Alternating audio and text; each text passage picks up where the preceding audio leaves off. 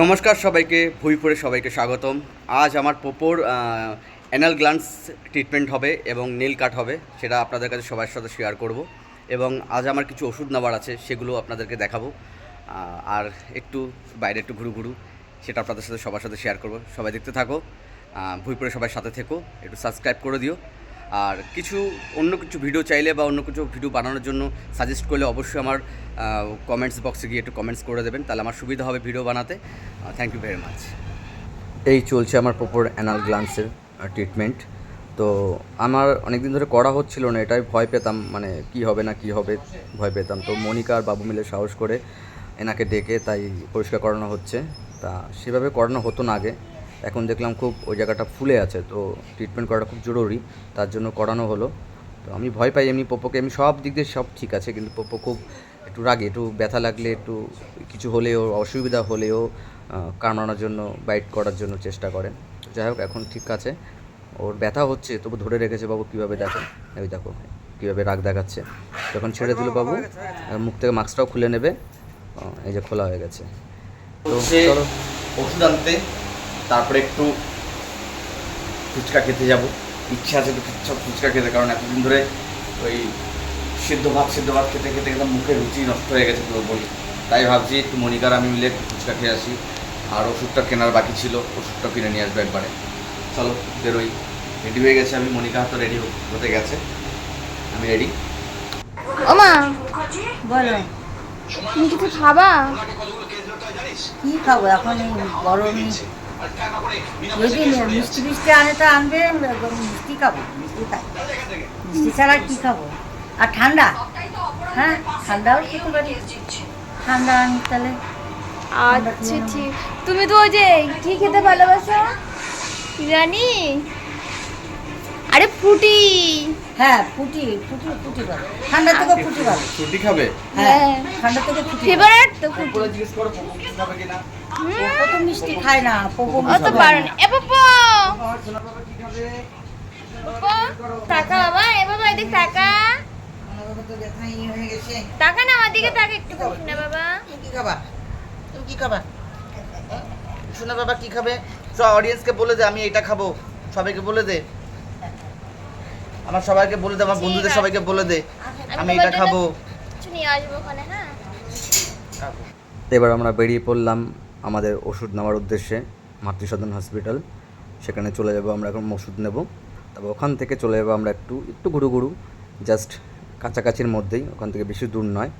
তো দেখতে থাকো সবাই।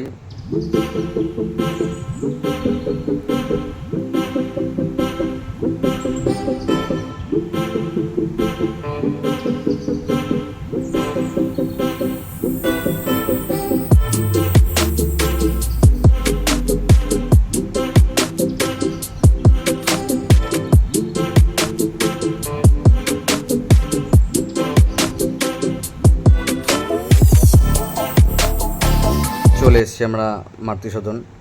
তো এখান থেকে আমরা আজকে ওষুধ কালেক্ট করবো আমার। দেখা যাক, অনেকগুলো ওষুধের লিস্ট দেখলাম, কতটা বিল হয় দেখা যাক। তো চলে এসেছি, ওষুধের জন্য অপেক্ষা করছি, ওষুধ নেব, ওরা প্রেসক্রিপশনটা দেখছে। আর ইনি একজন আমার খুব পরিচিত, ইনি আমার পাড়ারই, এখানে জব করেন। এখানে প্রত্যেকটা নার্সারি ব্যবহার খুব ভালো, সত্যি খুব ভালো। তো যাই হোক, ওষুধ নেব এখন। এই দেখো কত ওষুধ, আমার নিজেরই দেখে ভয় লাগছে যে এত ওষুধ আমাকে খেতে হবে। প্রত্যেকটা ওষুধই সব নাম জানা নেই, তো সব বিল করা হচ্ছে। আমি একটু বাদে দেখাচ্ছি বিল কত হয়। ওষুধগুলো নেওয়া কালেক্ট করছি আমি এখন। তো এই যে আমার বিল 1711 টাকা, ডিসকাউন্ট দিয়ে 1460 টাকা হয়েছে।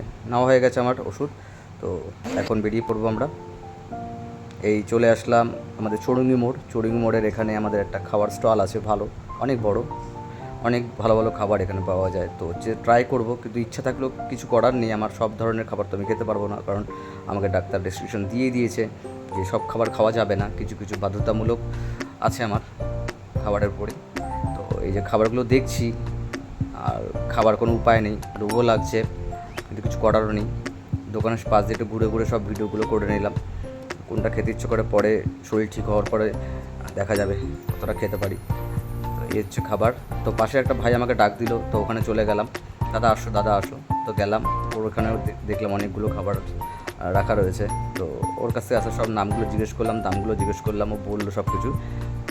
এটারও দাম জিজ্ঞেস করলাম, ওটারও দাম জিজ্ঞেস করলাম, সব কটার দাম জিজ্ঞেস করলাম। তো লাস্টে গিয়ে আমরা কি নিলাম, স্টিম মোমো। মনিকা বললো স্টিম মোমোই খাও, তোমার পেটের জন্য ভালো, এরকম হাইজেনিক খাবার দরকার নেই।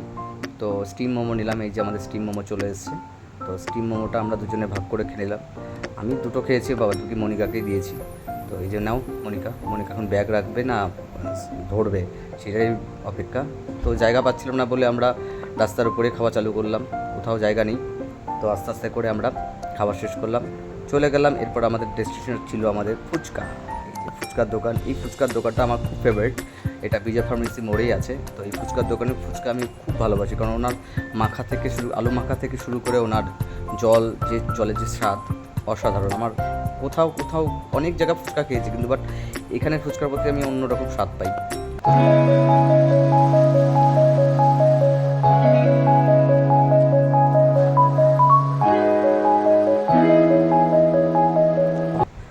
এই যে মার হাতে চলে গেছে আমার ওষুধ। মা চিন্তা করছে এত ওষুধ কত দাম নিল কী জানি। মা জিজ্ঞেস করছিল যে কী দাম নিল, কীভাবে খেতে হবে, সব জেনে এসছিস তো। এই যে মা ফুটি দেওয়ার পর মা খুশি, মার একগাল হাসি দেখে আমার শান্তি। তো ফুটিটা পরে খাবে, আগে ওষুধ নিয়ে চিন্তা, যে ওষুধটা এতগুলো ওষুধ খাবে, কী দাম পড়লো মনিকাকে জিজ্ঞেস করছে। তো যাই হোক, দাম জেনে লাভ নেই। তো রাতের ডিনারটা সেরে নিলাম, সেরে মা তাও এই মাছটা আনতে বারণ করছিল আমাকে, যে এই মাছটা খাস না, এই মাছটা তোর শরীরের পক্ষে ভালো না। তবু লোভ সামলাতে পারিনি, তো বাজার থেকে নিয়ে এসেছি। যাই হোক, খাওয়া হয়ে গেছে। তো গুড নাইট সবাইকে, ভালো থেকো।